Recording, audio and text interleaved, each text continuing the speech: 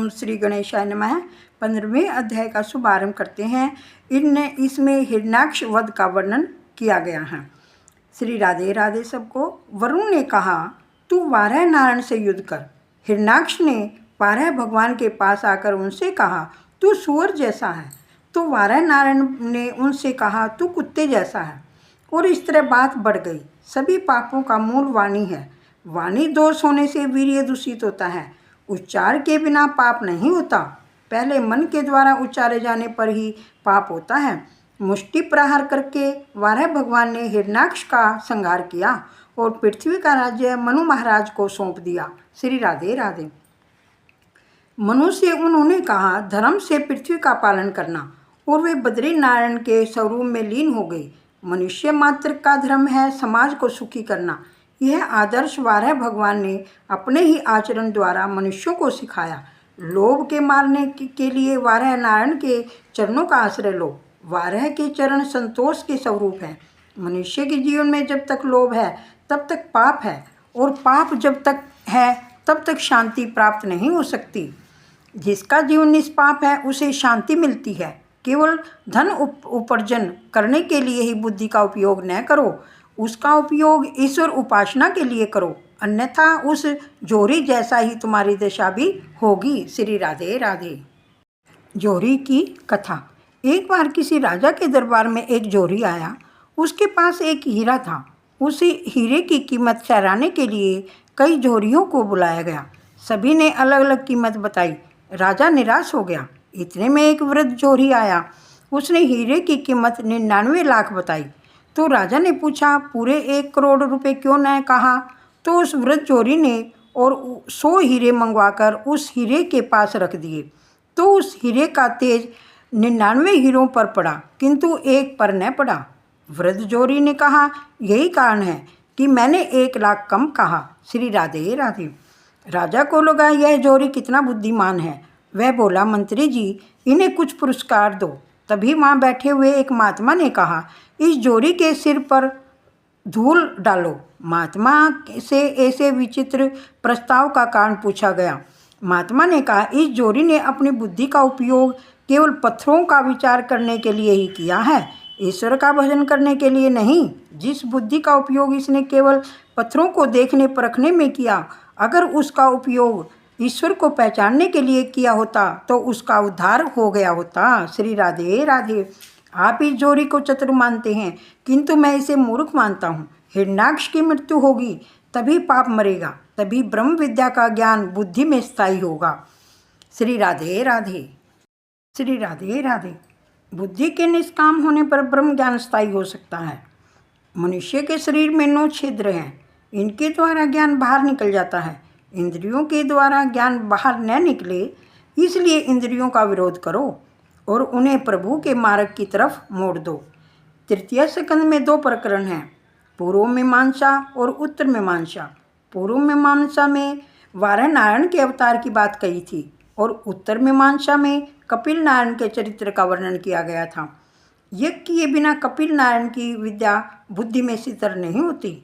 मन, वचन और काया से किसी को भी पीड़ा न दे, यही यज्ञ है। जो कारण बिना ही दिल जलाता है वह आत्मघात कर रहा है। सदा सर्वदा प्रसन्न रहना भी यज्ञ ही है।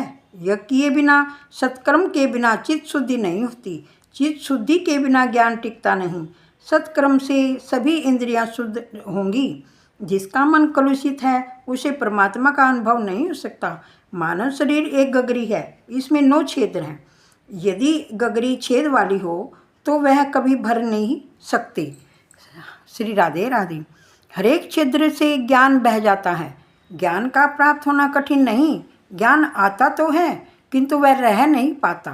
विकार वासना के वेग में वह कई बार बह जाता है। श्री राधे राधे। वैसे तो सबकी आत्मा ज्ञान में है, अतः अज्ञानी तो कोई नहीं है, किंतु ज्ञान को सतत बनाए रखने के लिए इंद्रियों के द्वारा बही जाती हुई बुद्धि शक्ति को रोकना है। ज्ञानी इंद्रियों को विषय की ओर नहीं जाने देता, जबकि वैष्णव इंद्रियों को प्रभु के मार्ग की ओर मोड़ता है। ज्ञान टिक नहीं पाता, क्योंकि मनुष्य का जीवन विलासी हो गया है।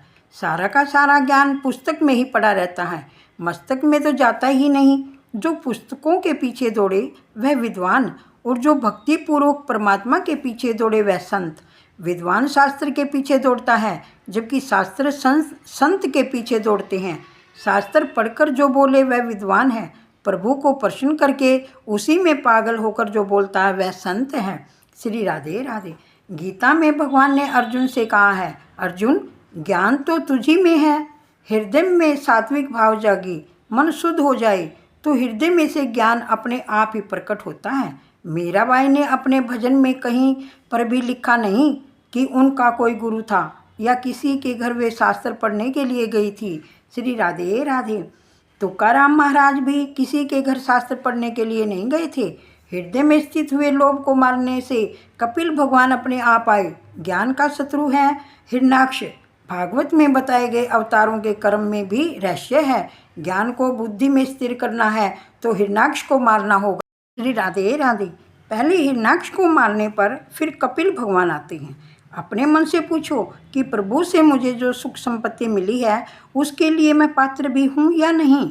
उत्तर नकारात्मक ही होगा। लोभ को संतोष से मारो, ज़्यादा पाने की इच्छा न करो। पाप इसलिए होता है कि मनुष्य मानता है कि प्रभु ने मुझे जो दिया है वह बहुत कम है।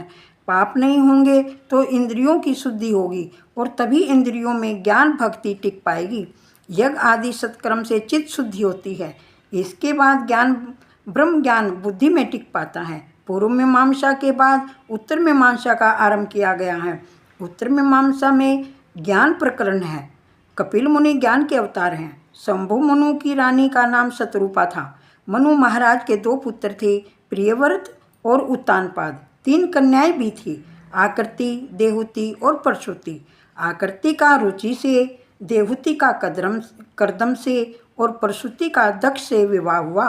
श्री राधे राधे। 15वें अध्याय संपूर्ण हुआ। श्रीमन नारायणी नारायणी हरि हरि, लक्ष्मी नारायणी नारायणी हरि हरि। तेरी लीला सबसे नारी नारी हरि हरि। राधे राधे सबको।